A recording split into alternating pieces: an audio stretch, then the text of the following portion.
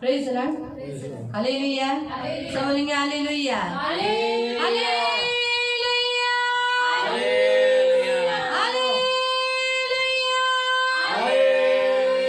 भले यीशु महाराज की जय, भले यीशु महाराज की जय, भले यीशु महाराज की जय। मैं प्रभु यीशु के नाम में आप सबका स्वागत करती हूँ। ये परमेश्वर अच्छा है और हमेशा अच्छा करता है। वो अच्छा है इसलिए उसने हमारी ज़िंदगी में अच्छा किया।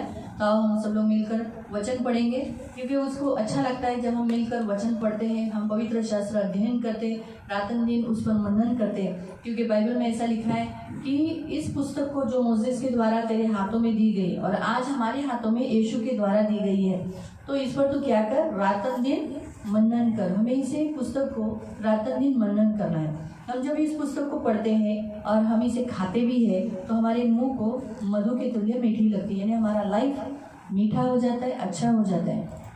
इसलिए प्रियो, वचन पढ़ना ज़रूरी है। हम मसीह होने के नाते हम वचन पढ़े। अगर हम मसीह बोलते हैं अपने आप को तो हम वचन नहीं पढ़ते तो फिर हम अपने आप को धोखा देते हैं। इसलिए प्रियो, आज के वचन के अनुसार रोज बाइबल पढ़ो।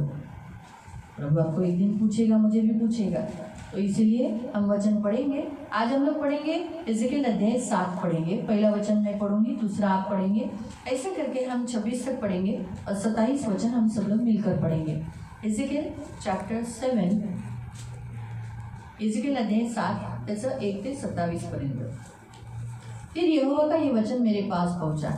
हे मनुष्य के संतान, प्रभु यहोवा इस्राएल की भूमि के विषय में यूँ कहता है कि अंत हुआ, चारों कोने समेत देश का अंत आ गया है। तेरा अंत भी आ गया है। मैं अपना कोप तुझ पर भड़का कर तेरे चाल चलन के अनुसार तुझे दंड दूंगा। तेरे सारे घिनौने कामों का फल तुझे दूंगा। मेरी दया दृष्टि तुझ पर न होगी, न मैं कोमलता करूंगा। जब तक तेरे घिनौने पाप तुझ में बने रहेंगे, तब तक मैं तेरे चाल चलन का फल तुझे दूंगा। तब तू जान लेगा कि मैं यहोवा हूँ। प्रभु यहोवा यूँ कहता है, विपत्ति है, बड़ी विपत्ति है, देखो वह आती है। अंत आ गया, जब अंत आया है, तेरे विरुद्ध जागा है, देखो कौन वो आता है। हे देश के निवासी, तेरे लिए चक्र घूम चुका, समय आ गया, निकट है। पहाड़ों पर आनंद के शब्द का दिन नहीं, हुल्लड़ का ही होगा। अब थोड़े दिनों में अपनी गजराहट तुझ पर भड़काऊंगा और तुझ पर कोप उंडेलेगा और तेरे चाल चलन के अनुसार तुझे दंड दूंगा। तेरे सारे घिनौने कामों का फल तुझे भुगताऊंगा। मेरी दया दृष्टि तुझ पर न होगी, न मैं तुझ पर कोमलता करूंगा। मैं तेरी चाल चलन का फल तुझे भुगताऊंगा। तेरे घिनौने पाप तुझ में बने रहेंगे और तब तुम जान लोगे कि मैं यहोवा दंड देने वाला हूँ। देखो उस दिन को देखो, वह आता है, चक्र घूम चुका, छड़ी फूल चुकी, अभिमान फूला है। उपद्रव बढ़ते बढ़ते दुष्टता का दंड बन गया। उनमें से कोई न बचेगा और न उनकी भीड़ भाड़, न उनके धन से कुछ रहेगा और न उनमें से किसी के लिए विलाप सुनाई पड़ेगा। समय आ गया, दिन निकट आ गया है, न तो मोल लेने वाला आनंद करे और न बेचने वाला शोक करे, क्योंकि उनकी सारी भीड़ पर कोप भड़कता है। चाहे वे जीवित रहे तो भी बेचने वाला बेची हुई वस्तु के पास कभी लौटने न पाएगा, क्योंकि दर्शन की ये बात देश की सारी भीड़ पर घटेगी। कोई न लौटेगा। कोई भी मनुष्य जो अधर्म में जीवित रहता है बल न पकड़ सकेगा। नरसिंह फूका और आपको तैयार किया, परंतु युद्ध में कोई नहीं जाता, क्योंकि देश की सारी भीड़ मेरे पापों का भड़का हुआ है। बाहर तलवार, भीतर महंगी मरी है, और मैदान में हो तो तलवार से मरेगा, और जो नगर में हो वो भूख और मरी से मारा जाएगा। उनसे जो बच निकलेंगे वे बचेंगे तो सही, परंतु अपने अपने अधर्म के में फंस कर रहेंगे। तराई में रहने वाले कबूतरों के समान पहाड़ों के ऊपर विलाप करते रहेंगे। सबके हाथ ढीले और सबके घुटने अति निर्बल हो जाएंगे। मैं कमर के कांटों कसेंगे, रोएंगे और मुंह सूख जाएंगे और सबके सिर मुंड जाएंगे। वे अपनी चांदी सड़कों पर फेंक देंगे और उनका सोना अशुद्ध वस्तु ठहरेगा। यहोवा की जलन के दिन उनका सोना चांदी उनको बचा न सकेगी। न उससे उनका जी संतुष्ट होगा, न उनके पेट भरेंगे, क्योंकि वह उनके अधर्म के ठोकर का कारण हुआ है। उनका देश जो शोभा में शिरोमणि था और उनके विषय में उन्होंने गर्व कहते थे, उस समय उनकी घृणित वस्तु की मूर्त घृणित वस्तु बना रखी। इस कारण में उनके शुद्ध वस्तु ठहराया है। मैं उसे लूटने के लिए परदेशियों के हाथ और धन छीनने के लिए पृथ्वी के दुष्ट लोगों के वश में कर दूंगा, कि वे उसे अपवित्र कर डालेंगे। मैं उनसे मोड़ लूंगा, तब वे मेरे रशीद राजस्थान को अपवित्र करेंगे, डाकू उसमें घुसकर अपवित्र करेंगे। एक साकल बना दे, क्योंकि देश अन्याय की हत्या से और नगर उपद्रव से भरा हुआ है। मैं जाति जाति में बुरे से बुरे लोगों को लाऊंगा और घर के स्वामियों हो जाएंगे और सामर्थियों को तोड़ूंगा और पवित्र स्थान में अपवित्र किया जाऊंगा। सत्यानाश होने पर भी, ढूंढने पर भी उन्हें शांति न मिलेगी। विपत्ति पर विपत्ति आएगी और हुई चर्चा सुनेंगे और सोचेंगे, परंतु याजक के पास से व्यवस्था और पुरानियों के पास से सम्मति देंगे, शक्ति की जाती रहेगी। 27 वचन हम सब लोग मिलकर पढ़ेंगे। राजा तो शोक करेगा, रईस उदास रूपी वस्त्र पहनेंगे और देश के लोगों के हाथ ढीले पड़ेंगे। मैं उनके चलन के अनुसार उनसे बर्ताव करूंगा, उनकी कमाई के समान उनको दंड दूंगा, तब वे जान लेंगे कि मैं यहोवा हूँ। आमीन। आओ हम परमेश्वर के वचन के लिए धन्यवाद देंगे। अपने दोनों हाथों को ऊपर उठाएंगे, आंखों को बंद करेंगे और होठों से धन्यवाद देंगे। ओ धन्यवाद धन्यवाद धन्यवाद धन्यवाद धन्यवाद धन्यवाद धन्यवाद धन्यवाद, ओ धन्यवाद धन्यवाद धन्यवाद धन्यवाद धन्यवाद धन्यवाद। करुणा में प्रेमी पिता, आपके सामर्थ्य वचन के लिए कोटि कोटि धन्यवाद। वो धन्यवाद देते प्रभु, हम सबको पढ़ने के लिए मदद करो, वचन के द्वारा अपने आप को संभालने के लिए और वचन के द्वारा हमें अपने आप को तैयार करने के लिए सहायता करो। ओ धन्यवाद धन्यवाद धन्यवाद धन्यवाद धन्यवाद धन्यवाद धन्यवाद धन्यवाद धन्यवाद, प्रभु यीशु के नाम से आमीन। Praise the lord, hallelujah. Ezekiel की पुस्तक में प्रियो परमेश्वर हमें यहाँ बताता है, हमें चेतावनी देता है कि जो परमेश्वर प्रेम करता है, बचाता है, वो दंड भी देता है। परमेश्वर जब अपना क्रोध अपना भड़क जाता है, उसका क्रोध भड़क जाता है, तो जिन लोगों को उसने चुना, जिन लोगों को उसने प्यार किया, जिस इंसान को उसने बनाया, उसके हाथों की रचनाएं, उन्हें वो दंड देने के लिए भी पीछे नहीं हटता। वो भी क्यों दंड देता है? यहाँ लिखा है तुम्हारे 3 वचन में, तुम्हारा दंड में तुझ पर क्रोध भड़का कर तेरे चाल चलन के अनुसार दंड दूंगा, तेरे सारे घिनौने कामों का फल तुझे दूंगा। घिनौने काम, घिनौने पाप, है ना, तो जो बने हुए हैं, 4 वचन में लिखा है तेरे चाल चलन के अनुसार। तो इंसान जैसे बुराई में ही रहेगा, अगर अपने आप को परिवर्तन नहीं करेगा, तो फिर यहाँ लिखा है कि परमेश्वर दंड देगा। और कैसे दंड देगा ये हमने पढ़ा है। इसलिए प्रियो, परमेश्वर के वचन के अनुसार हमें इस वचन से परमेश्वर चेतावनी देता है किस विषय पर, कि परमेश्वर कहता है कि अंत आ चुका है, अभी अंतिम दिन निकट है, इसलिए बुराई भी निकट और विपत्ति के ऊपर विपत्ति, महामारी, संकट, कष्ट। और ये देखा गया तो आज भी परिस्थिति में देखो ना, हम लोग सब लोग अभी भी लॉकडाउन में हैं। हमारे लिए भी आज परमेश्वर यही चेतावनी देता है। इसलिए अपने चाल चलन को बदलना है और हमारे देशवासियों के चाल चलन के लिए प्रभु से माफ़ी मांगना है। जहाँ क्षमा मांगी जाती है वहाँ परमेश्वर का क्रोध शांत हो जाता है, भड़का हुआ क्रोध थम जाता है। ताओ हम सब लोग अभी प्रार्थना करेंगे हमारे देश के लिए। प्रियो, बहुत दिन से चर्च बंद है और हमारा चर्च खुल नहीं रहा है और लॉकडाउन बढ़ाने का प्रयत्न चालू है। निर्बंध जो ढीले किए गए थे वो अभी कड़क करने के लिए वो लोगों का प्लानिंग है। तो हम लोग प्रेयर करेंगे कि सब कुछ नॉर्मल हो जाए, एक भी कोरोना वायरस के पेशेंट नहीं रहे और डेल्टा प्लस जो बढ़ रहा है वो भी नहीं रहे और परमेश्वर देश को क्षमा करे, तीसरा लहर नहीं आए। और हम मिलकर प्रार्थना करें कि कलीसिया चालू हो जाए, लोग धीरे धीरे अपने अपने घरों से बाहर निकले, सब नॉर्मल लाइफ हो जाए। देखो प्रियो, हम मिलकर जब प्रार्थना करते परमेश्वर ज़रूर सुनता है। प्रभु के लिए कोई बात कठिन नहीं है। तो इसलिए हम प्रेयर करेंगे। हम सब लोग आंखों को बंद करेंगे, अपने हाथों को ऊपर उठाएंगे और हम मिलकर अपने स्थान पर हम अपने देश के लिए, सारे जगत के लिए प्रार्थना करें। ओ धन्यवाद धन्यवाद धन्यवाद धन्यवाद धन्यवाद धन्यवाद धन्यवाद। करुणा में प्रेमी पिता, प्रभु यीशु के नाम से प्रभु हम आपके सामने आते, हम सीवन कली से अपने हाथों को उठाकर हमारे देश के लिए, सारे मानव जाति के लिए जो संसार में, उनके लिए हम क्षमा मांगते। हमारे सारे नेताओं के लिए, सारे मानव जाति के लिए क्षमा मांगते। सारे गवर्नमेंट की तरफ से हम माफ़ी मांगते प्रभु, जो आपको महिमा नहीं देती। हम क्षमा मांगते, क्षमा करो। लेकिन मेरे प्यारे पिता, आपका क्रोध शांत करो, आपका भड़का हुआ क्रोध को क्षमा में बदल जाए, दया में हो जाए प्रभु। प्लीज़ प्रभु, सारे देश से प्रभु कोरोना वायरस को दूर कर दो, डेल्टा प्लस को भी दूर कर दो प्रभु। यीशु के नाम से मांगते प्रभु, इस महामारी को दूर करो, ये आप ही कर सकते हो प्रभु। यीशु के नाम से हम अपने हाथों को उठाकर मांगते, अपने हाथों को उठाकर मांगते प्रभु। और कलीसिया चालू होने के लिए सहायता करो। जो द्वार बंद है वो खुल जाने के लिए मदद करो। चर्च सबके लिए चालू हो जाने के लिए सहायता करो। यीशु के नाम से मांगते प्रभु, दया करो। आप कर सकते हो, हमारा विश्वास है। कोई बात आपके लिए कठिन नहीं है प्रभु। यीशु के नाम से हम मांगते और हम विश्वास करते प्रभु, हम विश्वास करते अगले संडे से हम चर्च में एकत्रित होंगे और आप करोगे प्रभु। धन्यवाद देते पिता, और हमारे देश से कोरोना वायरस को दूर किया इसलिए धन्यवाद प्रभु यीशु के नाम से, आमीन। Praise the Lord. परमेश्वर अच्छा है प्रियो, हमेशा अच्छा करता है। परमेश्वर विश्वसनीय है। हमारा यूट्यूब चैनल पर अभी मालूम नहीं लाइव नहीं हो पा रहा है, इसलिए हमें जूम ऐप पे जाना पड़ता है। लेकिन जूम ऐप से हम रिकॉर्डिंग भी करते हैं। जैसे हम संडे को अपना वचन रिकॉर्डिंग करते थे, वैसे ही हम रिकॉर्डिंग करते हैं। इसलिए जो लोग जूम ऐप पर नहीं आ पाते हैं वो लोग बाद में यूट्यूब चैनल पर स्तुति आराधना से लेके वचन तक, एंडिंग तक वो प्रार्थना अटेंड कर सकते हैं बाद में। जैसे वो बाद में यूट्यूब पे डाल दिया जाएगा। प्रभु आपको आशीष दे। प्रिय परमेश्वर अच्छा है। परमेश्वर ने हमें, आपको, हमारे कुटुंब को, आपके कुटुंब को आंखों की पुतली के समान संभाला, हर एक ज़रूरतों को पूरा किया। इसलिए प्रभु के नाम को धन्यवाद देती हूँ। परमेश्वर विश्वसनीय है, हमेशा हमारे साथ विश्वसनीय रहता है, इसलिए प्रभु के नाम को धन्यवाद देती हूँ। प्रार्थना में लगे रहना, ठंडे नहीं पड़ना, बाइबल पढ़ते रहना, घर के एक एक परिस्थिति को देखकर घर में डेली फैमिली प्रेयर करते रहना। प्रभु आपको आशीष दे। अभी हम निकालेंगे योना अध्याय 1, योना चैप्टर 1, योना अध्याय 1 और उसका 14 से।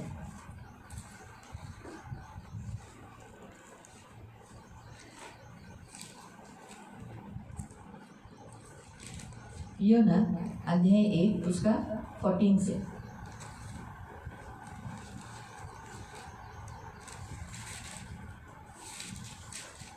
तब उन्होंने यहोवा को पुकार कर कहा, हे यहोवा, हम विनती करते हैं कि इस पुरुष के प्राण के बदले हमारा नाश न हो, न हमें निर्दोष की हत्या का दोषी ठहरा, क्योंकि हे यहोवा, जो कुछ तेरी इच्छा थी वही तूने किया। तब उन्होंने योना को उठाकर समुद्र में फेंक दिया और समुद्र की भयानक लहरें थम गई। तब उन मनुष्यों ने यहोवा को बहुत ही भय माना, उसको भेंट चढ़ाई और मन्नतें मानी। आमीन। हम यहाँ देखते हैं प्रियो कि परमेश्वर ने योना को निनवे देश में जाने के लिए कहा कि निनवे देश पतन होने वाला है, मैं उसे नाश करने वाला हूँ और 40 दिन के बाद निनवे नगर नहीं रहेगा। वहाँ क्या छोटे क्या बड़े, क्या पुरुष क्या स्त्री, सभी लोग मर जाएंगे। एक अध्याय उसका 14। ऐसा करके परमेश्वर ने योना को कहा। लेकिन योना को मालूम था कि परमेश्वर तो बड़ा दयालु है। वो कहता है अगर लोगों ने मन फिराया तो क्या हो जाएगा, पश्चाताप करेंगे तो परमेश्वर वो शिक्षा नहीं देगा, और इसीलिए वो नहीं जाना चाहता था। वो क्या सोचता था, अगर परमेश्वर बदल गया और शिक्षा नहीं दी तो लोग मेरा इंसल्ट करेंगे। देखा, परमेश्वर के दास ने बोला था, हुआ तो नहीं, ऐसा करके। इसलिए दुष्ट ने उसके मन में बुराई डाली। क्या बुराई डाली कि तेरा नाम खराब होगा अगर परमेश्वर ने नहीं किया ऐसा तो लोग क्या सोचेंगे। जबकि लोग क्या सोचेंगे मालूम, लोग ने सोचा कि अच्छा हुआ प्रभु का दास आया इसलिए हम बच गए। लेकिन शैतान ने उसके मन में क्या डाला, अरे लोग क्या सोचेंगे, अगर परमेश्वर तो दयालु है, उसने अगर दंड नहीं दिया तो लोग बोलेंगे देखा दंड नहीं दिया, झूठा किधर का। इस रीति से उसको बहकाया, मालूम हुआ, इस रीति से। लेकिन उसने ये नहीं, उसके मन में ये सोच नहीं आई कि मेरे अगर वहाँ जाने से लोग मन फिराते तो आत्मा बच जाएंगे, वो नरक में जाने से बचेंगे, मरने से बचेंगे। उसमें कुछ छोटे छोटे बच्चे भी हैं, बालक हैं, उसमें स्त्रियां हैं, गर्भवती स्त्रियां हैं, पुरुष हैं, तो ऐसे सब लोग मर जाएंगे। ये उसकी फीलिंग्स में नहीं आया। क्यों? क्योंकि शैतान ने उसके मन में क्या डाला, मैं पढ़ डाला, तेरा नाम खराब हो जाएगा, लोग तुझे बोलेंगे क्या का दास है, ये तो झूठा है करके। इसीलिए वो क्या हुआ, तर्शीश में भाग गया। और जब वो जहाज में बैठा था तो परमेश्वर के सम्मुख से भागने के कारण क्या हो गया, परमेश्वर ने उस समुद्र को तूफान दिया, इतना बड़ा तूफान कि उन लोगों ने जो कुछ उनका सामान विमान था सब खाली किया, लेकिन फिर भी कुछ भी नहीं। आखिर में उन लोगों को मालूम पड़ा कि ये विपत्ति क्यों आई। ऐसा मतलब, इसका मतलब वो लोग हमेशा जहाज में यात्रा करने वाले लोग थे, उन्हें मालूम था ऐसा तूफान नहीं आता है। इसका मतलब ये तूफान, ये जो विपत्ति आई है, ये हमारे अंदर जो कोई लोग हैं उनके कारण आए। वो लोगों ने जब चिट्ठी डाला तब उनको मालूम पड़ गया कि योना की तरफ से। और तब उसे पूछा, बाबा तूने ऐसा क्या किया? तो उसने कबूल किया कि मैं परमेश्वर के सम्मुख से भाग गया हूँ। तो वो बोलते अभी तू तो परमेश्वर के सम्मुख से भागा, अभी हम क्या करें, ये समुद्र को कैसे शांत करें? उसने कहा मुझे उठा के समुद्र में डाल दो। आपको मालूम है ये लोग कैसे थे? ये सब प्रभु में नहीं थे, यीशु के लोग नहीं थे। लेकिन यहाँ लिखा है 13वें वचन में लिखा है, तो भी वह बड़े यत्न से खेते रहे और उसको किनारे पर लगाए, परंतु पहुँच न सके, क्योंकि समुद्र की लहरें उनके विरुद्ध बढ़ती ही जा रही थी। वो कोशिश कर रहे थे कि इसे पानी में नहीं डाले, इसे पानी, मतलब उनका हृदय उसके लिए, उनका हृदय उसके लिए कहीं ना कहीं बुराई वाला नहीं था, अच्छा वाला था, दया का था। कह रहे हम इसको कैसे पियोगे? एक तो ये प्रभु का दास है, परमेश्वर ने उसे भेजा, अगर हम इसको फेंक देंगे अब उसका परमेश्वर हमें मारेगा भी, क्या करना? इसलिए वो लोग कोशिश तो कर रहे थे कि कैसे भी किनारे पे नाव लेके जाए, लेकिन हो नहीं रहा था, लहरें और भी बढ़ने लगे। आखिर में देखो उन्होंने क्या चुनाव किया, वही प्रार्थना था। उन्होंने प्रार्थना किया कि उन्होंने यहोवा को प्रार्थना की, क्या? हे यहोवा, उसने नाम भी लिया। हम विनती करते हैं कि इस पुरुष के प्राण के बदले में हमारा नाश न हो और न हमें निर्दोष की हत्या का दोषी ठहरा, क्योंकि हे यहोवा जो कुछ तेरी इच्छा थी वही तूने किया। हम बचाना तो चाह रहे थे लेकिन हुआ नहीं, यानी तेरी भी इच्छा है कि हम इसे पानी में डालें, इसलिए तो इस प्राण के बदले में हमारा प्राण नहीं लेना, हमें शिक्षा नहीं देना, हमें दंड नहीं देना। इस रीति से कहने के बाद उन्होंने क्या किया? उसे पानी में डाला। इसका मतलब वो लोग प्रार्थना करते हैं। प्रियो, इस अध्याय में इस इतने से पॉइंट में हम ये देखते हैं कि वो लोग अविश्वासी है, परमेश्वर को नहीं जानते, लेकिन योना के द्वारा उन्होंने यहोवा को जाना, तब वो लोगों ने क्या किया? प्रार्थना की। हम तो यहोवा के हैं, हम परमेश्वर को जानते हैं, हमारा यहोवा हमारा पिता है, लेकिन हम में से बहुत से लोग प्रार्थना नहीं करते, है ना? तो ये लोग हमें सिखाते हैं। परमेश्वर का वचन कहता है कि शिबा की रानी क्या करेगी? जो दक्षिण देश से आएगी और अंतिम दिनों में वो खड़ी होकर तुम्हारा न्याय के लिए खड़ी रहेगी और बोलेगी, मैं सुलेमान का वचन सुनने के लिए क्या किया? मैं इतने दूर से आई और मैं परमेश्वर का पुत्र जब वचन बता रहा था तो तुम लोग वचन सुनने के लिए नहीं आए। तो जो लोग वचन सुनते नहीं, जो वचन पे ध्यान नहीं देते, उनके लिए न्याय के दिन में ये शिबा की रानी खड़ी रहेगी। जो लोग मन नहीं फिराते ना, प्रार्थना नहीं करते, अपना जीवन चेंज नहीं करते, पश्चाताप नहीं करते, उनके लिए निनवे के लोग आएंगे। निनवे के लोग खड़े होकर कहेंगे कि योना ने हमारे यहाँ प्रचार किया और हमने मन फिराया, हमने उपवास किया, पश्चाताप किया, और तुमने क्यों नहीं किया? आपको समझ में आया? निनवे के लोगों से, शिवा रानी से क्या होगा? हमारे विरोध में खड़े रहकर हमारा न्याय के समय में वो लोग गवाही देंगे, वो लोग बात करेंगे कि ऐसा क्यों तुम लोगों ने किया। इसलिए बेटर है हमें आज ये जो तर्शीश की ओर जाने वाले जहाज में जो बैठे लोग, वो लोग भी बोलेंगे कि हम तो यहोवा से प्रेयर किया, आप लोग क्यों नहीं प्रेयर किया? हमने उस दिन से अपना जीवन यहोवा को दिया और तब से हम यहोवा की प्रार्थना कर रहे हैं, तुमने क्यों नहीं किया? तो ये पॉइंट परमेश्वर हमें यहाँ सिखाता है।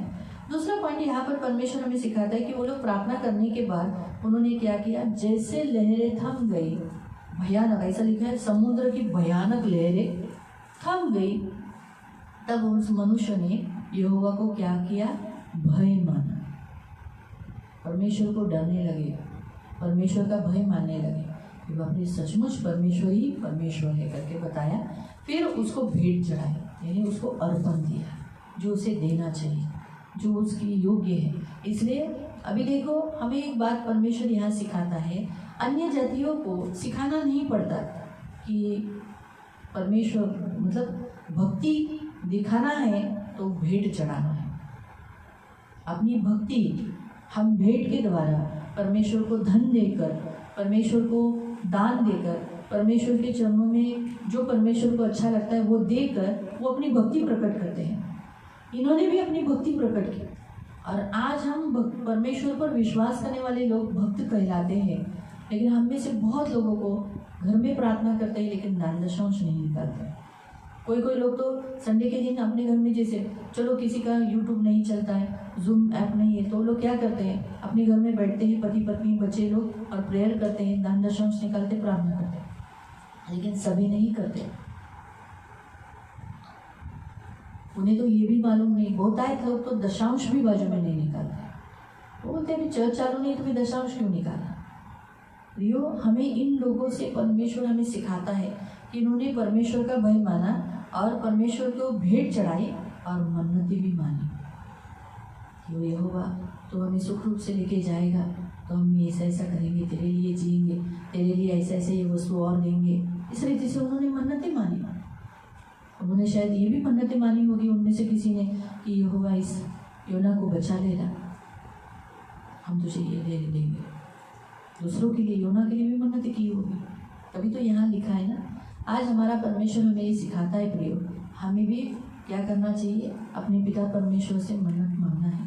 परमेश्वर को हमारे हाथ से भेंट लेना अच्छा लगता है, इसीलिए परमेश्वर ने भेंट देने को कहा। उनसे परमेश्वर ने क्या कहा, भेंट देने के लिए कहा। इसलिए तो हमें आज्ञा दी ना, तू तेरे उत्पन्न का 10वां हिस्सा और दान मेरे मंदिर में डालकर बरक कर दे कि मैं आकाश रूपी उत्तम भंडार खोलता हूँ कि नहीं। प्रियो, हम इंसान होकर हमें भी भेंट अच्छा लगता है। कोई हमें गिफ्ट देता है तो हमें अच्छा नहीं लगता, अच्छा लगता है। बारंबार गिफ्ट देता है तो भी अच्छा लगता है, हर महीने में देगा तो भी अच्छा लगता है, और रोज़ दिया तो भी अच्छा लगेगा। हम बोलेंगे अरे कल तो दिया था, आज भी गिफ्ट दिया, फिर भी लेते हैं ना। ऐसा बोलते हैं कि कल दिया था आज नहीं, मैं नहीं लूँगा, ऐसा बोलते हैं, लेते हैं। तो फिर सोचो, परमेश्वर को भी हमारे हाथ से दी हुई भेंट कितनी अच्छी लगती है। इसलिए हम परमेश्वर को भेंट देना चाहिए, दिल से देना चाहिए। हमारे हाथों में जो उपज आता है उसमें से हम 10% दशांश प्रभु को अलग करना और दान दिल से देना, क्योंकि हमारा परमेश्वर भेंट को ग्रहण करता है, मन्नतों को स्वीकार करता है। इसलिए आओ हम परमेश्वर को भी देंगे, परमेश्वर का भय मानेंगे। क्योंकि जो लोग परमेश्वर की विधियों को, अभी देखो अगर हम देखेंगे तो ये लोग कहाँ थे, जहाज में थे, परमेश्वर के मंदिर में थे, परमेश्वर के मंदिर में नहीं थे। वो लोग जहाज में थे, तूफान में थे, तभी तूफान में प्रार्थना की। जहाज में थे, जहाज में उन्होंने परमेश्वर का भय माना। भय मानने के कारण उन्होंने अपनी भक्ति अर्पण के द्वारा, भेंट के द्वारा दिखाई और मन्नतें भी मानी। तो हम भी भले आज परमेश्वर के मंदिर में नहीं हैं, लेकिन हम हमारे घरों में हैं, तो भी इस हमारे घर एक जहाज के समान है। हमें क्या करना चाहिए, हमें भी अपने प्रभु को जो विधियाँ एक परमेश्वर ने हमें बताई है वो हमारे घर में हम करना चाहिए। हालेलुया। आओ हम प्रभु को दिल से देंगे, हमारे हाथों में हम पकड़ेंगे जो भेंट हम प्रभु के लिए लाए हैं, प्रभु को देने के लिए हम लाए हैं, वो हम हमारे हाथों में पकड़ेंगे।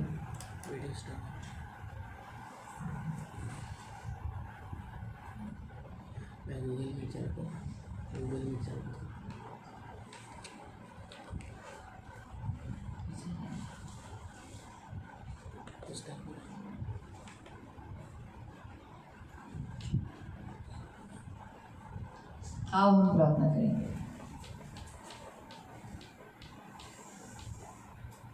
सबके पास रहते हैं गूगल से भी होते थे, गूगल से भी ज्वाइन गूगल क्रोम से लिंक मिलेगा तो। आओ हम प्रार्थना करेंगे। पवित्र पवित्र करुणा में प्रेमी पिता प्रभु यीशु के नाम से प्रभु हम आपके सामने आते, ये दान और दशांश प्रभु हम आपको दे रहे। लेने से देना अच्छा है, देने से बढ़ता है। तो कभी किसी का कर्जदार नहीं देता है, परंतु दबा दबा कर, हिला हिला कर उभार तवा डालता है, इसलिए धन्यवाद देते।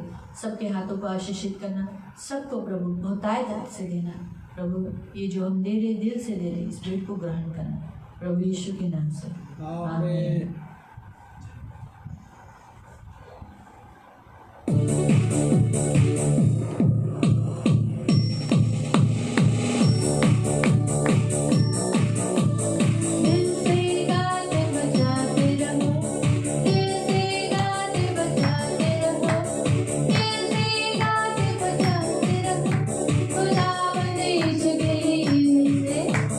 दिल से गाते बजाते रहो।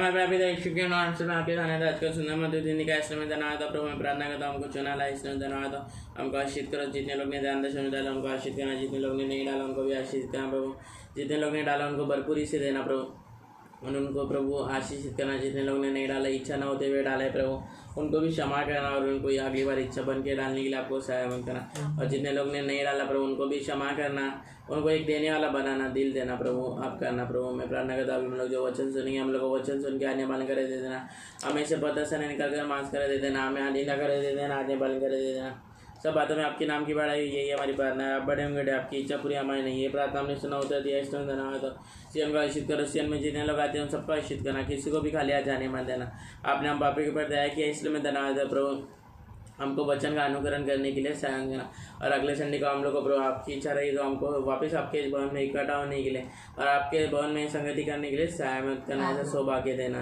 आगे का समय आपके हाथ में सौंपता हूँ यीशु के नाम से प्रार्थना करता हूँ आमीन।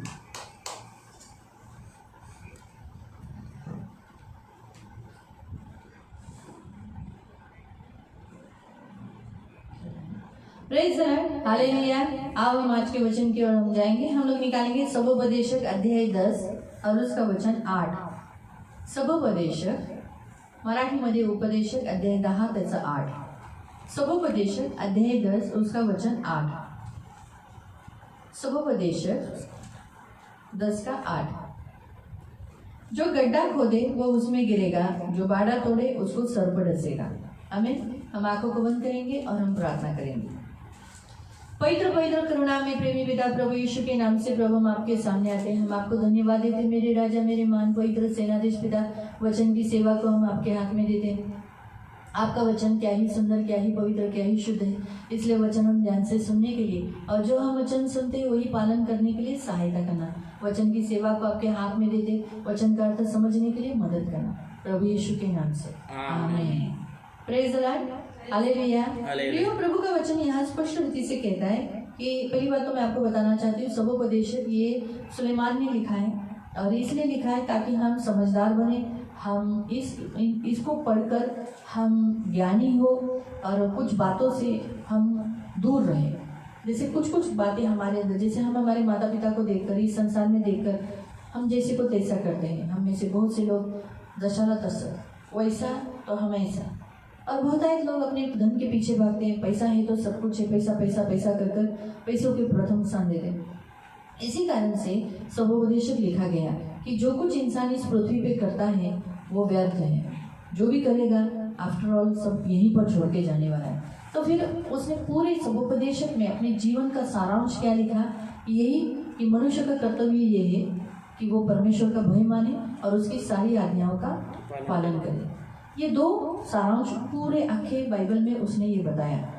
क्या बताया कि हम परमेश्वर का भय माने, क्योंकि परमेश्वर का भय बुद्धि की शुरुआत है और बुराई से दूर रखता है और आज्ञाओं का पालन करने से हम परमेश्वर की संतान कहलाते हैं और हमें स्वर्ग में आने का अधिकार मिलता है। तो सिर्फ विश्वास काफ़ी नहीं है, विश्वास के अनुसार काम भी जरूरी है।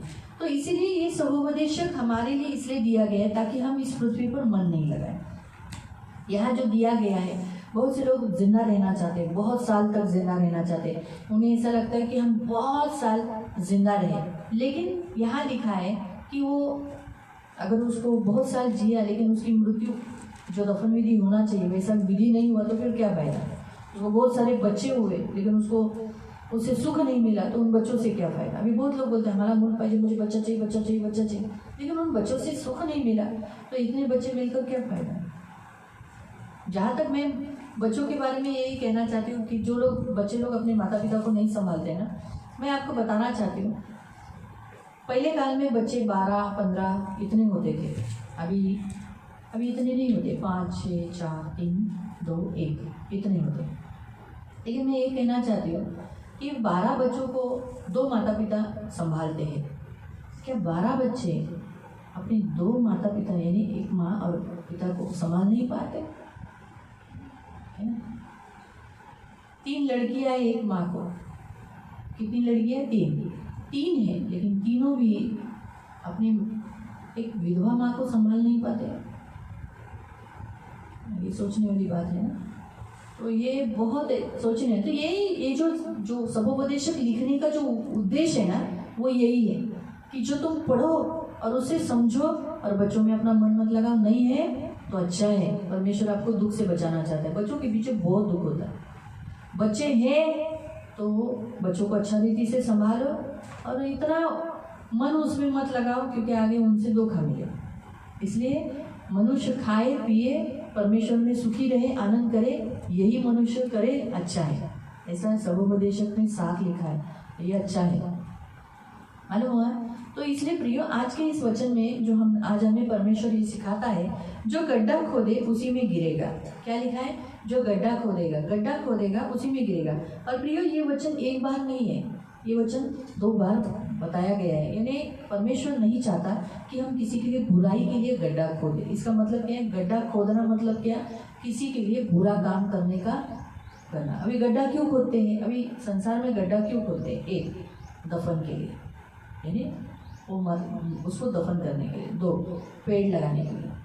क्या करते हैं? पेड़ लगाने के लिए, है ना। तो पेड़ लगाना एक अच्छी बात है, पेड़ लगाते हैं, अच्छी बात काम करते हैं। ये गड्ढा करने के लिए। 3, गड्ढा खोदते हैं पैसा जमा करने के लिए, उधर पैसा सुरक्षित रखने के लिए, यानी छुपाने के लिए। तो ऐसी बहुत सारी बातों में है गड्ढा, लेकिन इंसान खोदता है। लेकिन यहाँ पर परमेश्वर कहता है, जब किसी की बुराई के लिए तुम खड्डा खोदते हो, यानी कुछ काम ऐसा करते हो, तो याद रखो उसी में तुम गिरोगे। तो इसलिए पहले हम देखेंगे यही वचन 2 जगह कहाँ बताया गया है। पहले हम पढ़ेंगे नीति वचन 26, प्रोवर्ब्स 26 और उसका 27। नीति वचन 26 और उसका 27।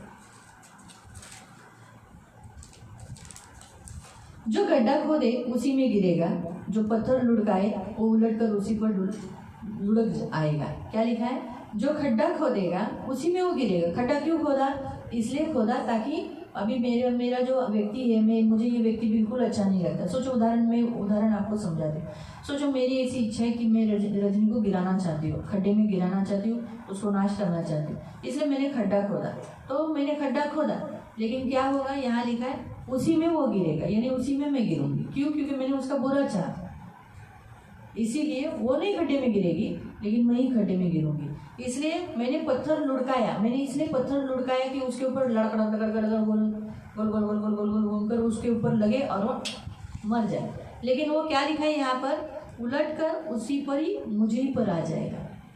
यानी कभी कभी हम ऐसे काम करते हैं कि दूसरे कोई बातों में फंसे, उनको मार मिले, उनको तकलीफ मिले, लेकिन वो वापस उसी के गले पे आ जाएगा।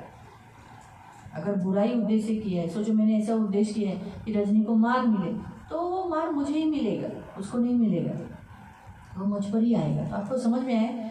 और हम पढ़ेंगे भजन संगीता 7 साम 7 उसका 15, 7वां अध्याय और उसका 15। उसने गड्ढा खोदकर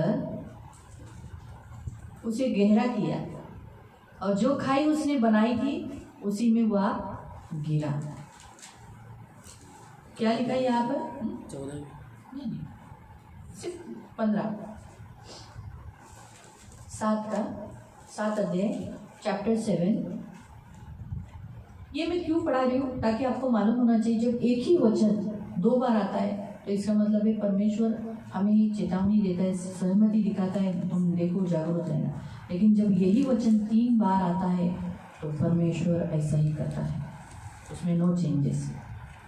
वो विश्वासी हो अविश्वासी हो, अगर अविश्वासी भी खड्डा किसी के लिए खोदेगा कि इसका बुरा हो, इसमें गिर जाए, तो परमेश्वर उस व्यक्ति को गिरने नहीं देगा। जिसने गड्ढा खोदा है उसी में वो ही गिरेगा।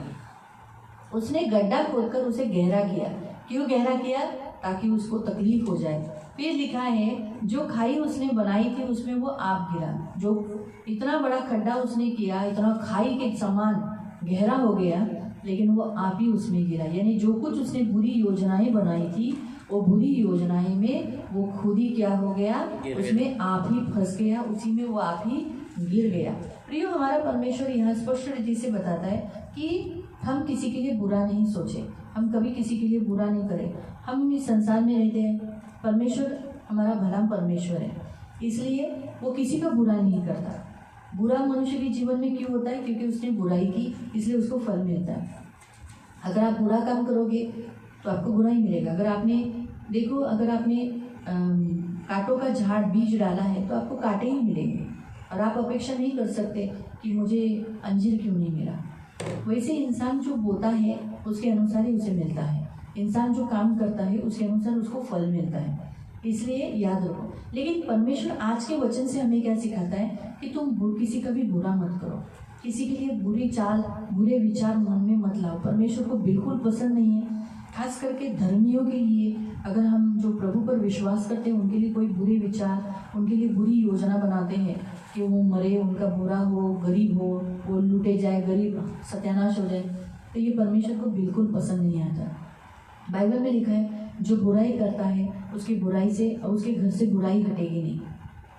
जो कोई बुरा करता है, नीति वचन में आप पढ़ सकते हैं, जो कोई बुराई करता है उसके घर से बुराई हटेगी नहीं, वो वहीं पर रहेगी, उसका ही बुरा होगा।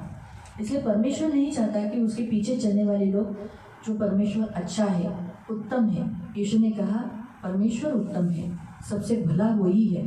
जब यीशु मसीह ने भी यही कहा, तो जब हम उसके फॉलोअर हैं तो हम भी अच्छा ही रहना चाहिए, हम किसी का बुरा नहीं चितना चाहिए, हमारे मन में किसी के लिए बुराई योजना नहीं आनी चाहिए। भले उनसे हमें हानि भी पहुंची हो, उनसे हमें तकलीफ भी मिला हो, उनसे हमें हर्ट मिला हो, उनसे हमें धोखा मिला हो, लेकिन हम कभी किसी का बुरा नहीं चिते, हमारे मन में किसी के लिए बुरे विचार नहीं आए। परमेश्वर को घृणा आती है हमारे बुरे विचारों से, या हम किसी के लिए बुरे प्लानिंग करते हैं। उस वचन को भी हम पढ़ लेंगे। हम पढ़ेंगे नीति वचन, नीति वचन उसका, एक मिनट,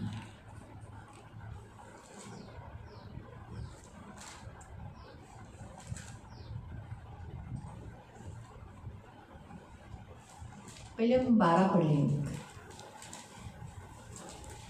नीति वचन अध्याय 12 और उसका 21 पढ़ेंगे।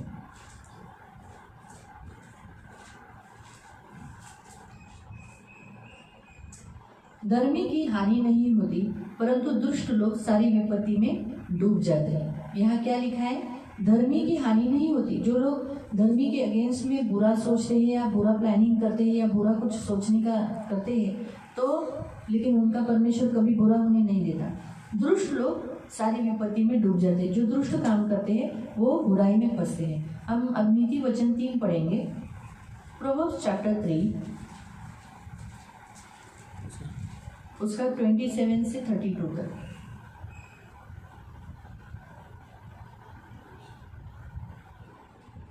प्रोवर्ब्स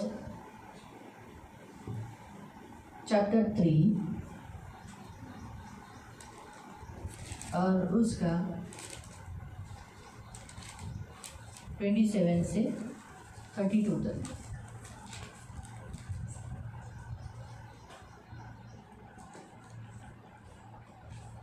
जिनका भला करना चाहिए, यदि तुझ में शक्ति रहे तो उनका भला करने से न रुकना।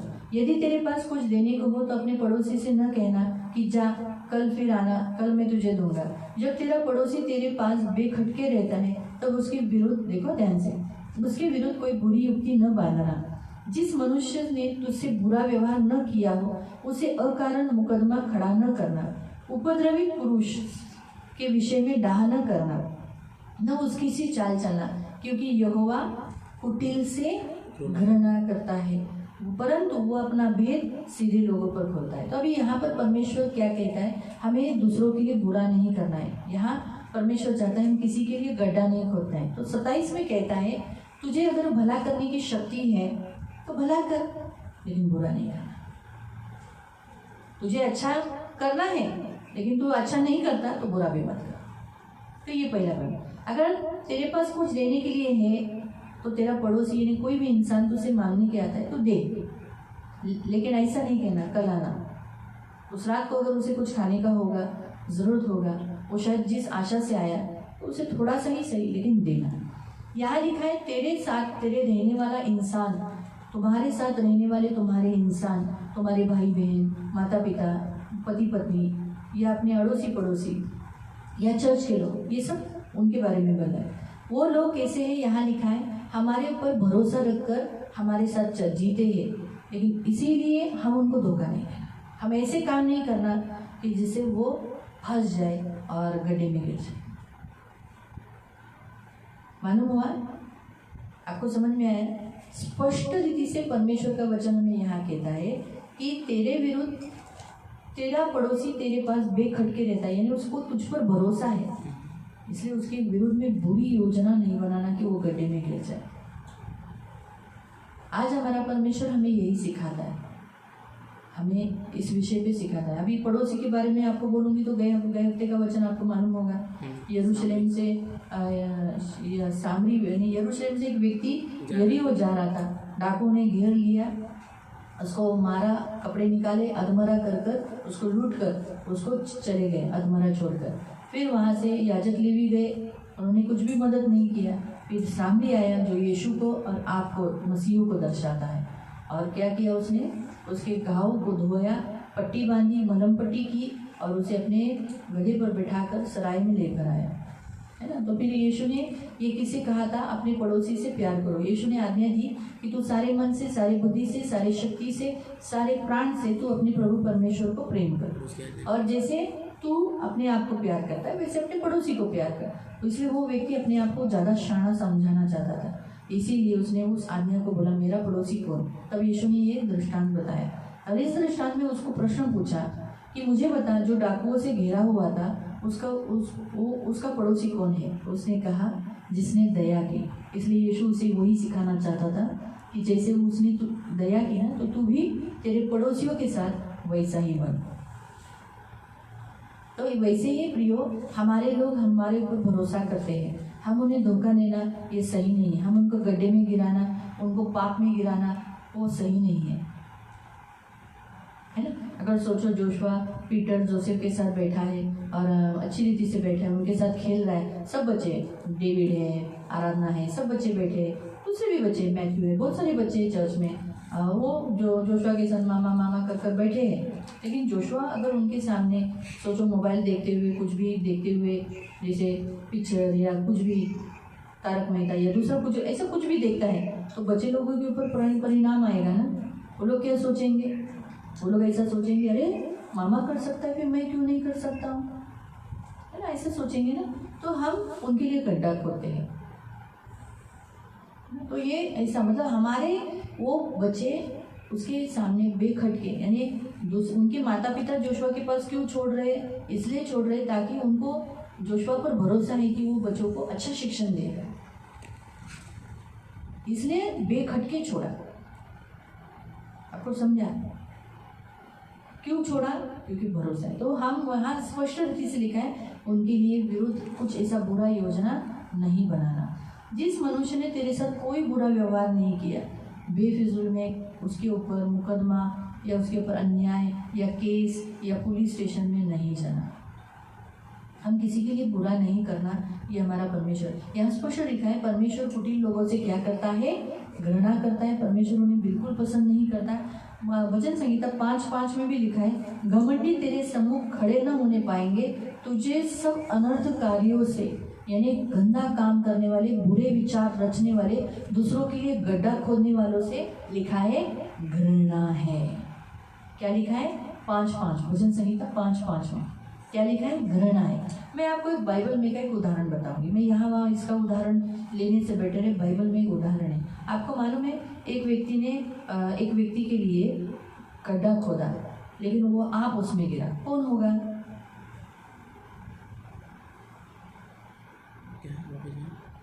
एक व्यक्ति ने धर्मी के लिए गड्ढा खोदा, लेकिन वो खुद उसमें गिर गया। उसके लिए बुरी योजना बनाई, लेकिन वो खुद उसमें गिर गया।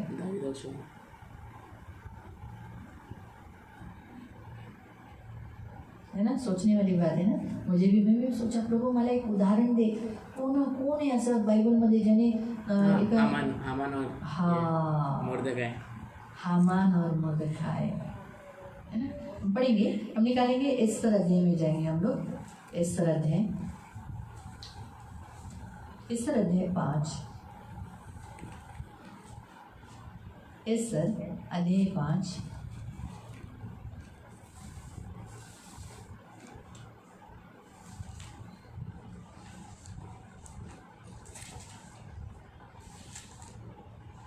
और उसका 9 वचन पढ़ेंगे. Esther chapter 5 verse 9. उस दिन हामान आनंदित और मन में प्रसन्न होकर बाहर गया. तब उसने मर्दकै को राजभवन के फाटक में देखा. वो उसके सामने न खड़ा हुआ न हटा. तब वो मर्दक के विरुद्ध क्रोध से भर गया. क्या लिखा है यहाँ पर कि अभी नेचुरली हामान को और राजा को ईश्वर ने आमंत्रण दिया, उसको खाना खाने के लिए, भोज के लिए आमंत्रण दिया. ये सुनकर तो इतना खुश हुआ हामान, इतना खुश हुआ, लेकिन और आनंद के मारे जा रहा था. और यहाँ वो देखता है कि मर्दखै राजभवन के फाटक में बैठा हुआ था. राजा उसने भी देखा कि अरे हामान आ रहा है. सब लोग हामान के सामने क्या करते थे, झुकते थे, झुककर उसके सामने दंडवत करते थे. लेकिन ये नहीं करता था क्योंकि ये इस्राएली था. बाइबल में लिखा है तो अपने प्रभु परमेश्वर को ही दंडवत कर. किसको? प्रभु परमेश्वर. इसलिए वो नहीं झुका. और हामान क्रूर था, बुरा था, इसीलिए वो बिल्कुल नहीं, जैसे वो ना खड़ा हुआ ना हटा. इसलिए वो मर्दकी के विरोध में क्रोध से भर गया. उसके लिए अलग अलग योजना बनाने लगा. इसीलिए उसके लिए 14वें वचन में पढ़ेंगे, 5:14. उसकी पत्नी जेरेश और उसके सब मित्रों ने कहा 50 हाथ ऊंचा फांसी का एक खंभा बनाया जाए. सवेरे राजा से कहना कि उस पर मर्दकी को लटका दिया जाए. तब राजा के संग आनंद से भोज में जाना. और इस बात से प्रसन्न होकर हामान ने वैसे ही फांसी का एक खंभा बनवाया. बड़ा गहरा खड्डा खोदा ना मर्दकी के लिए कि कैसे भी आज रात को ही उसको कैसे कराता हो, फांसी दिलाता हो. लेकिन क्या हो गया देखो, उसने उसके लिए बुरी योजना, बड़ा खड्डा खोदा. 7वें अध्याय में जाएंगे, 7वां अध्याय और उसका 9वां वचन. तब राजा के सामने उपस्थित रहने वाले खोजों में से हरबोना नाम का एक राजा ने कहा, एक ने राजा से कहा, हामान के यहाँ 50 हाथ ऊंचा फांसी का एक खंभा खड़ा है जो उसने मर्दकी के लिए बनाया है, जिसने राजा की हित की बात कही थी. राजा ने कहा उसको उसी पर लटका दो. तब हामान उसी खंभे पर जो उसने मर्दकी के लिए तैयार कराया था लटका दिया. और इस पर राजा का गुस्सा ठंडा पड़ गया. बुरी योजना उसने बनाई, लेकिन परमेश्वर ने फांसा पलट दिया. ये रूल है परमेश्वर. हमें ऐसा लगता है कि परमेश्वर सोया है, परमेश्वर कुछ नहीं करता है. परमेश्वर ने एक समय दिया. एस्तर रानी का इस्तेमाल कर एस्तर रानी ने जैसे विनती की, हामान हमारे विरुद्ध खड़ा हुआ और राजा गुस्सा हो गया. हामान उसकी विनती करने लगा, लेकिन राजा को लगा कि अरे मेरे सामने, मेरे भवन में मेरी पत्नी पर हाथ लगाता है. बस उसको पकड़ा. और उसी पर जो हरबोना नाम का जो सेवक था उसने कहा कि इसके लिए आप जिस मर्दकी ने आपकी जान बचाई, आपको बचाया, उसके लिए 50 हाथ का खंभा बनाया फांसी देने के लिए. तो बोला उसी पर लटका. उसने गड्ढा किसके लिए खोदा था, फांसी का खंभा किसके लिए बनाया था, मर्दकी के लिए. और कौन चढ़ा, वो खुद हामान. आपको समझा? अब हम वापस हमारे सबोपदेशक में जाएंगे. तो प्रियो, पहला पॉइंट आज हमारा परमेश्वर हमें बताता है, हमें कभी किसी का बुरा नहीं करना है, हमें कभी भी किसी के साथ गंदा काम नहीं करना है. परमेश्वर को बिल्कुल अच्छा नहीं लगता कि हम मसीह होने के नाते किसी के लिए बुरी योजना बनाएं या कुछ बुरा बात करें.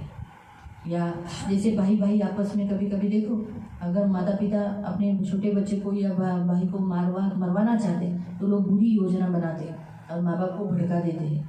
तो ऐसे भी घरों में होता है. तो ऐसा नहीं करना है. हम जो बोएंगे हमें वही मिलेगा, ये याद रखना है. कभी कभी देखो, माँ बाप को बहुत सारे बातों का अनुभव रहता है. उन्होंने बहुत बारिश, बहुत संसार, बहुत इंसानों को देखा रहता है. इसलिए उन लोगों के पास अनुभव देता है, इसलिए वो अपने बच्चों को बोलते हैं बेटा इस्तर ऐसा नहीं करना, आगे जाके तुझे तकलीफ होगा। इस्तर क्या सोचती है, देखा अम्मा ने मेरे को श्राप दिया। श्राप देने की कोई ज़रूरत नहीं, ये अनुभव है, हम जानते हैं अगर आज इसने ऐसा किया है तो आगे उसे ये मिलेगा।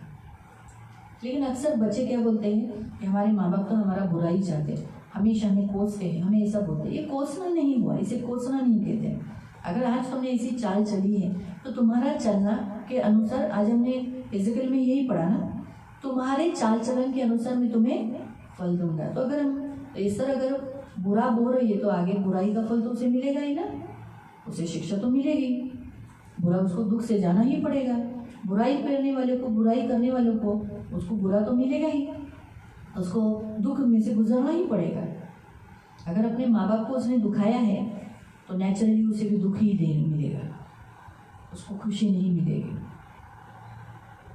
ये याद रखना, परमेश्वर और अपने माता पिता को आनंदित करना बाइबल में लिखा है, उनके अधीन रहना, उनके आज्ञाओं का पालन करना, क्योंकि उनके हृदय से निकली हुई ब्लेसिंग वो एक जीवन को बदल देती है।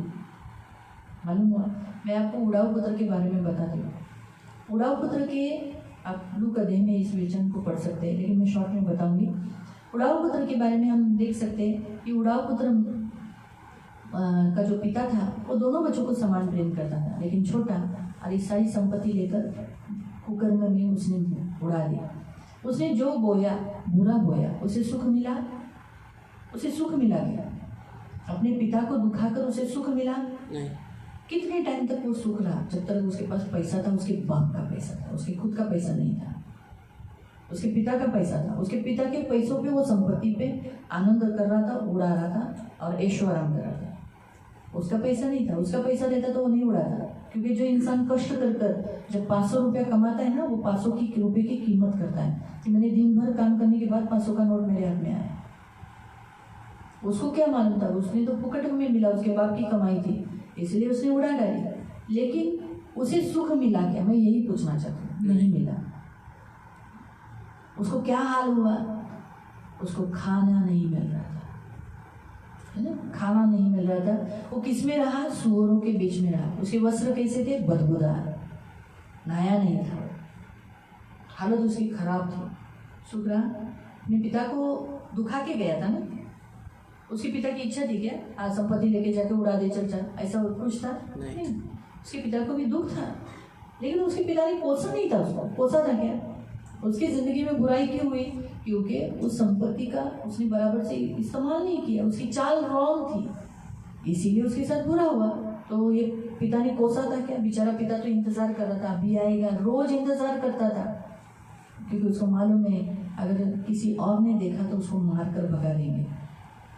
इसलिए वो दौड़कर क्या किया, अपने बच्चे के पास दौड़ा, गले में लगाया। इतने गंदे बच्चे को भी उसने गले लगाया, चुम्बन लिया, वहाँ लिखा है चूमा,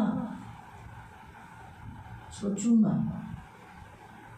ये हमारे बच्चों के लिए, सब बच्चों के लिए एक सीख है। अपने पसंद से, अपनी मर्जी से, अपनी इच्छा से कभी भी कुछ नहीं करो। माँ बाप इसीलिए दिए हैं कि आप उनके अधीन रहो, ठीक है? तो ये आपको समझ में आया कि प्रियो, जो गड्ढा खोदेगा उसी में गिरेगा, इसलिए आप किसी के लिए बुरा करोगे तो आपको बुरा ही मिलेगा। यहाँ आगे लिखा है, जो बाड़ा तोड़े उसको सर पर डसेगा। वचन पूरा कर देंगे ना। सबोपदेशक 10:8 में हमने पढ़ा, सबोपदेशक 10:8वें वचन में लिखा है, जो बाड़ा तोड़े उसको सर पर डसेगा। हर एक को परमेश्वर, बाड़ा क्या होता है, बाउंड्री को दर्शाता है। हर घर को एक बाउंड्री, वो इसलिए लोग काटे लकड़ियों का बाउंड्री बनाते हैं, पॉल डालकर बाउंड्री बनाते हैं। खेत होगा तो उसको वो ऊंचा सा बनाते हैं, क्या बोल सकते हैं, ऐसा चौकोन रीति से बनाकर बांधा बांधते हैं, ताकि वो बाबा इतना तक मेरा है करके, ताकि उसके ज़मीन का इधर कुछ नहीं आए, मेरी ज़मीन का उसके पास कुछ नहीं जाए, ऐसा बांधा वो बांधते हैं। तो वो बांधा यहाँ लिखा है, तोड़ेगा तो उसे सांप डसेगा। देखो प्रियो, पहले हम शारीरिक रीति से देखेंगे, फिर इस वचन को आत्मिक रीति से हम देखेंगे। पहली बात तो ज़मीन परमेश्वर ने दी है, हमें रहने के लिए दी है। हम किसी की ज़मीन का लालच नहीं करें, ना हम किसी की ज़मीन को लूटें। जो परमेश्वर ने हमें बाउंड्री दिया है उसी में हम संतुष्ट रहें। लेकिन हम लालच के मारे जब हम बाड़ा तोड़ते हैं तो बाइबल में लिखा है कि उसको सर्प डसेगा। सर्प डसेगा यानी मैं आपको बताती हूँ सांप कहाँ छुपता है, ऐसे ही खड्डों में। और फिर क्या होता है, ऐसे ही खड्डों में डंगा। तो बाइबल में लिखा है उसके साथ दुष्टता ही होगी। सांप अगर उस बाउंड्री में रहता है या खड्डों में रहता है, उसमें अगर हाथ डालेंगे या उसको पकड़ने को जाएंगे तो वो क्या करेगा, प्यार करेगा, मुझे सहलाओ सहलाओ। जैसे बिल्ली को लाने के बाद बिल्ली को क्या, वो तो जिस दिन से आती है उसी दिन से सहलाना चालू करती है, मेरे ऊपर हाथ फैलाओ। वो खुद से हमारे आप पैरों में बदन को घसती है। सांप ऐसा करता है क्या? सांप है, दुष्टता है, वो ढसता है। तो वैसे ही जहर उगलता है। तो वैसे ही जो व्यक्ति इस ज़मीन के लिए, इस पृथ्वी पर ज़मीन पे लड़ता है, किसी की ज़मीन खींचता है, भले 1 गुंठा हो या एक छोटा सा 1 स्क्वायर फीट हो या 2 स्क्वायर फीट हो या कितने भी स्क्वायर फीट हो, परमेश्वर उसको अंत करेगा।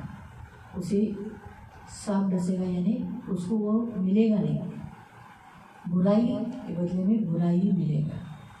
हम और एक वचन पढ़ लेंगे, दूसरा पतरस 2 पीटर चैप्टर 3। फिर मैं इस वचन पर और भी बताती हूँ। दूसरा पतरस 2 पीटर चैप्टर 3 और उसका 9। अक्सर ज़मीन के मामले में बहुत सारे लोग क्या सोचते हैं, ये लोग हमारा बुरा करते हैं, हमारे अगेंस्ट में रहते हैं, हमारे साथ तकलीफ देते हैं, तो परमेश्वर उनको तुरंत क्यों नहीं शिक्षा देता, तुरंत सांपों को क्यों नहीं डसता। जो बाड़ा तोड़ेगा, जो ज़मीन के बारे में तकलीफ देता है, तो परमेश्वर उसे ज़रूर क्या करता है, शिक्षा करता है ज़रूर। लेकिन जल्दी क्यों नहीं देता, उसका उत्तर यहाँ बताया गया है। 9 पढ़ेंगे।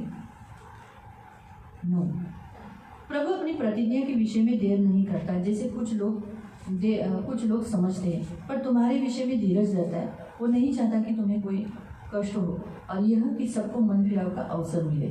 परमेश्वर हमें ज़मीन जायदाद के ऊपर से हमें सताव करने वाले को तुरंत सांप डसने क्यों नहीं देता, या शिक्षा तुरंत क्यों नहीं करता, या हमें मानसिक तकलीफ देने वालों को तुरंत शिक्षा क्यों नहीं देता। उसका उत्तर यहाँ बताया है। एक, हमारे अंदर वो धीरज बढ़ाना चाहता है। क्या करना चाहता है? धीरज। हमारे अंदर धीरज आएगा तो धीरज का फल क्या मिलेगा? क्या मिलेगा? मीठा। धीरज का प्रतिफल क्या मिलता है? मीठा मिलता है। बाइबल क्या बताती है? पढ़ेंगे वहाँ पर आप पतरस का वचन बायहाट तो नहीं सबको, इसलिए हम वही वैसे निकालेंगे। याकूब 5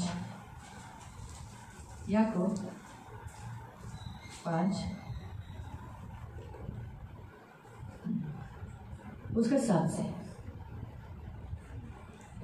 से। इसलिए भाइयों, प्रभु के आगमन तक धीरज धरो। देखो, किसान पृथ्वी पर बहुमूल्य फसल की आशा रखता हुआ प्रथम और अंतिम वर्षा होने तक धीरज धरता है। तुम भी धीरज धरो, अपने हृदय को दृढ़ करो, क्योंकि प्रभु का आगमन निकट है। हे भाइयों, एक दूसरे पर दोष मत लगाओ, तुम दोषी न ठहरो, ताकि हाकिम द्वार पर खड़ा है। हे भाइयों, जिन भविष्यवक्ताओं ने प्रभु के नाम से बातें की और उनको दुख उठाने और धीरज धरने का एक आदर्श समझो।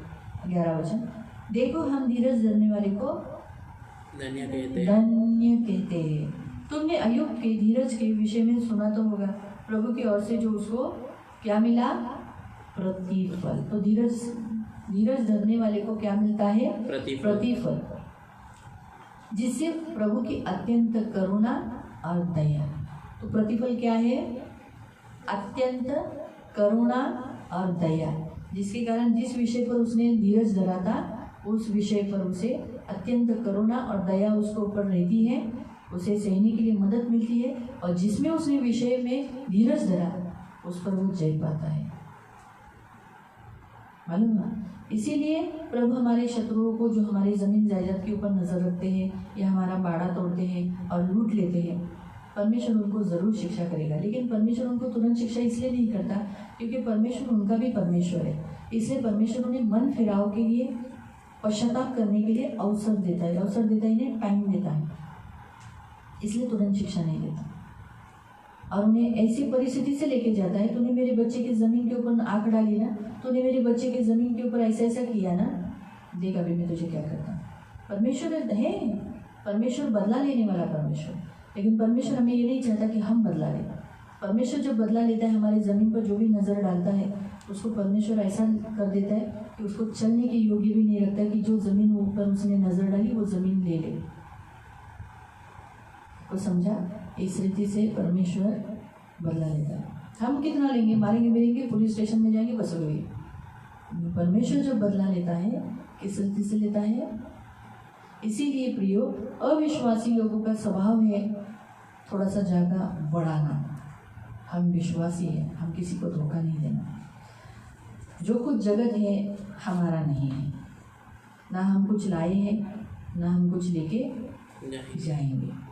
ज़मीन हमने पैसों से खरीदी की, हमारी है, लेकिन हम किसी और के ज़मीन पे नज़र नहीं करें, नहीं तो हमारा भी बुरा होगा, यानी सांप डसेगा। आपको समझे? ये रही शारीरिक दृष्टिकोण से परमेश्वर हमें बताता है हम किसी की ज़मीन के ऊपर नज़र नहीं डालें। और हम विश्वासी है, हमारे ऊपर ज़मीन पर कोई नज़र डालता है तो परमेश्वर उसको ज़रूर शिक्षा करता है। उसका एक अच्छा अनुभव मैं आपको बताती हूँ। हमको भी मानसिक तकलीफ ज़मीन के ऊपर देने वाले व्यक्ति को मैंने प्रेयर किया था, मेरे अंदर बहुत दुख हुआ था। हम लोग मिलकर प्रार्थना करते थे। हमने कर्ज नहीं किया, प्रभु सुनते हैं, हम कर्ज नहीं किए, हम श्राप नहीं, लेकिन हमारे उस समय बहुत फीलिंग आया कि ये व्यक्ति इस दूसरे को बढ़ा के लाता है, इसको चढ़ा के लाता है। अच्छा, परमेश्वर ने क्या किया मालूम? उसको करुणा ही करा दिया। ऐसा हाल उसका हुआ था कि वो चल भी नहीं पा रहा था, एक पैर कदम आगे नहीं रख पा रहा था, उसका श्वास ऑक्सीजन लेवल कम हुआ था। और प्रभु ने मुझे बताया था कि उसको कोरोना हुआ है। तो मैंने बोला, प्रभु उसको बताना ये उसको क्यों हुआ, उसने जो गलती की उसकी शिक्षा है, लेकिन प्रभु उसके बच्चे हैं, बीवी है, क्षमा कर। और प्रभु उसको जीवन दे, वो बच गया। जो घातक होते हैं उनको प्रभु खत्म कर देता है, लेकिन तुरंत नहीं, उनको सिखाना चाहता है। तूने मेरे बच्चे के अगेंस्ट में ऐसा किया ना, देख। अब मैंने उस व्यक्ति को खुद पूछा, कह रहे तुझे कोरोना हुआ था ना? तो बोला, दीदी तुम्हाला कोणी सांगितलं? मतलब मुझे प्रभु बोला तुझे कोरोना हुआ था। मालूम हुआ ये मेरा तूने काम किया। मैंने बोला उसको मुँह पर, तूने ऐसा गलत काम किया ना, उसका शिक्षा प्रभु दिया, याद रखना अगली बार जान नहीं बचेगी। मुँह पर बोला हुआ अच्छा है, पीठ पीछे बोलकर मैं रजनी को बोलूँगी रजनी को क्या फायदा, उसको थोड़ी सुने देगा। उसके मुँह पर बोला, ये जो शिक्षा मिला ना, ये गलती करने का मिला, अगर अगली बार करेगा ना इससे भी फिर नहीं मिलेगा। यही हमारा परमेश्वर, बाड़ा तोड़ा सर पर डसा। इसलिए किसी की ज़मीन पर बाड़ा तोड़ने मत जाओ, अपना थोड़ा सा ज़मीन खरीदी या उसको चोरी करने नहीं जाना। अब आत्मिक रीति से परमेश्वर ये वचन क्या कहता है? हर एक इंसान को परमेश्वर ने बाड़ा डाला है, यानी सीमा दी है। उस सीमा को लांघ कर इंसान नहीं जाना। जैसे हम इंसान हैं, हम परमेश्वर नहीं हो सकते। तो जो कोई अगर सोचो हम लोग बोलेंगे मैं परमेश्वर हूँ, मैं परमेश्वर हूँ, इसका मतलब है मैंने वो बाड़ा तोड़ दिया। नेचुरली आगे सर पर डसेगा, यानी आगे मौत है। सर पर डसना यानी मौत है, सर पर डसना यानी पीड़ा। पहले पीड़ा होती है क्योंकि जब सांप काटता है तो उसे वो जहर चढ़ने लगता है और फिर उसको बहुत तकलीफ होती है। जिसको सांप काटा रहता है उसको दर्द से, पीड़ा से गुजरना पड़ता है। उसके बाद मौत आती है। अगर वो जहर पूरे अंग बदन में घूम गया, पूरे बदन में फैल गया, फिर मौत आती है। लेकिन वो जहर उसको जलाती रहती है, अंदर जलता है वो उसका बदन। प्रभु की दया से मुझे नहीं काटा है, प्रभु मुझे काटने भी नहीं देना, लेकिन मुझे पवित्र आत्मा ने जो बताया वो मैं मुँह से मैं बोल सकती हूँ कि पवित्र आत्मा ने मुझे बताया कि वो जहर जो सांप का होता है ना, जब किसी के अंदर जाता है तो उस व्यक्ति को ब्लू कर देता है, काला कर देता है उस अंग को, और उसके अंदर दर्द होने लगता है, जलन होने लगता है। इंसान को आग लगती है तो कैसा होता है, लू होती है, वैसा टाइप में वो फीलिंग रहता है, मालूम हुआ। इसीलिए बाइबल के अनुसार इंसान को एक लिमिटेशन है, सीमा है, बाड़ा है, वो इंसान नहीं तोड़े। मैं एक पास्टर हूँ, मैं पास्टर ही रहूँगी, प्रभु नहीं बन सकती, पास्टर नहीं बना, मैं परमेश्वर नहीं हो सकती। कोई मुझे प्रभु आकर नहीं बोल सकता और मैं उसे ग्रहण भी नहीं करना है। मैं एक आपको उदाहरण बता रही हूँ।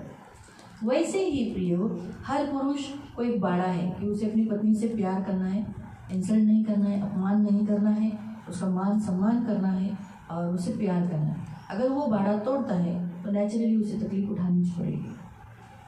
स्त्री अपने पति के अधीन रहना है, प्यार करना है, घर संभालना है। वो तोड़ती है बाड़ा, पुरुष बनना चाहती है, अधिकारी बनना चाहती है, तो उसको सब बड़े से गया। बच्चे माँ बाप नहीं बन सकते, माँ बाप के ऊपर रुबाब से डांट के चिल्ला के नहीं बात कर सकते। माँ बाप कर सकते क्योंकि वो अथॉरिटी है उनको, वो डांट के कर। बाइबल ऐसा बताया कि माता पिता छड़ी से भी मार सकते, लेकिन बच्चे नहीं। बच्चे अपने माँ बाप के ऊपर हाथ नहीं उठा सकते।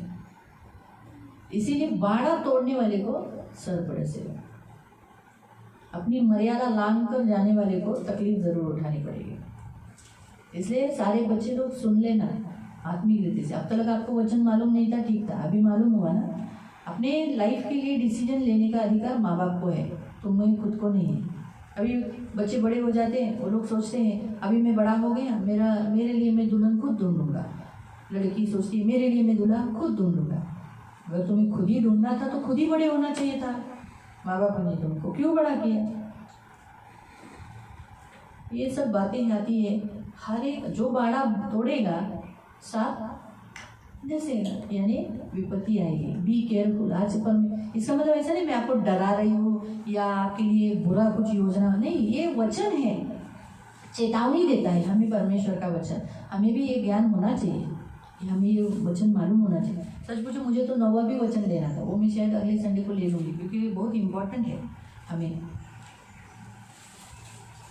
तो कहने का उद्देश्य, प्रभु बोला तो लूँगी, कहने का उद्देश्य क्योंकि प्रभु ने ये वचन दिया।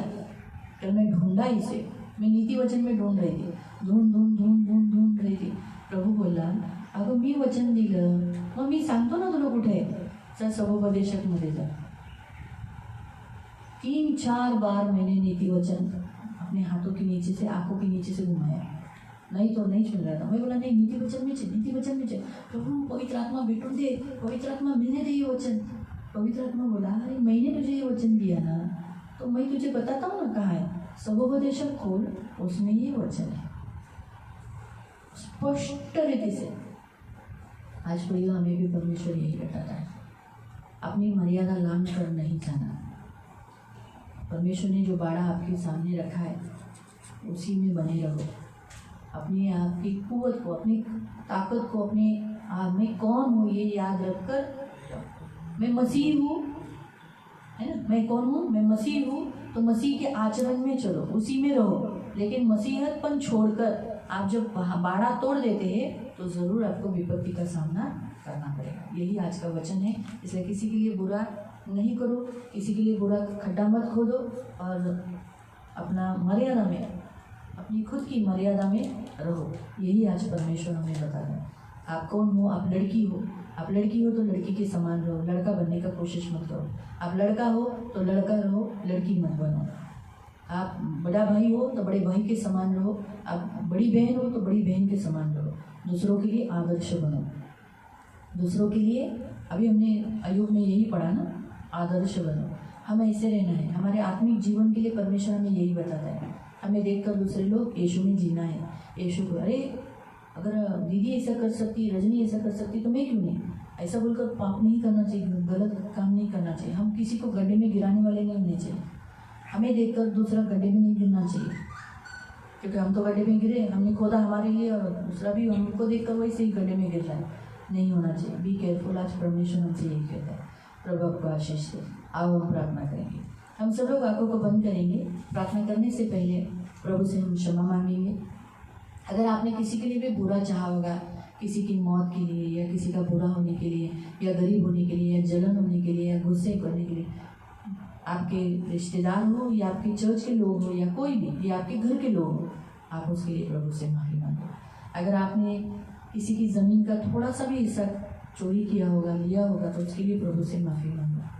प्रभु को बोलो, प्रभु मुझे मालूम नहीं था, मैं सोचता था क्या हुआ, थोड़ा सा ज़मीन लिया तो क्या हो गया, लेकिन बाइबल हमें बताती है ना, नहीं करना है, मुझे क्षमा करो, मुझे माफ़ करो। तीसरा, आत्मिक रीति से, प्रभु मैं कौन हूँ मुझे मालूम है, मैं मसीह हूँ। मैं मसीहतपन छोड़कर मारामारी करता हूँ, गाली देता हूँ, ईर्ष्या करता हूँ, गंदे गंदे काम करता हूँ, मुझे माफ़ करो। जो मैं बाड़ा तोड़ूंगा तो मेरा गलत ही होगा। मैं माँ बाप को उल्टा बोला है, माँ बाप को बहुत कुछ बुरी रीति से व्यवहार किया है। अगर पुरुष है तो पत्नी के साथ अच्छा व्यवहार नहीं किया, बाड़ा तोड़ दिया है तो माफ़ी मांगो। स्त्री है, बाड़ा तोड़ दिया है तो अपने प्रभु से माफ़ी मांगो कि हाँ प्रभु, सचमुच मैंने ऐसा गलत काम किया, मुझे क्षमा करो, मुझे ऐसा नहीं करना चाहिए। इस रीति से प्रभु से माफ़ी मांगो। प्रभु से हम जितने भी लोग हो, शायद आज ये जूम में 10 लोग हो गए, 12 लोग हो गए, 15 लोग, कितने भी लोग हो गए, एक भी व्यक्ति रहा तो भी काफ़ी है। और यूट्यूब पे जैसे ये जाएगा ही, तो जो लोग यूट्यूब पे ये अभी देखेंगे ये वीडियो, वो लोग भी माफ़ी मांगो। आज परमेश्वर हमसे यही कहता है, माफ़ी मांगो प्रभु से। आज प्रभु हमें सिखाता है।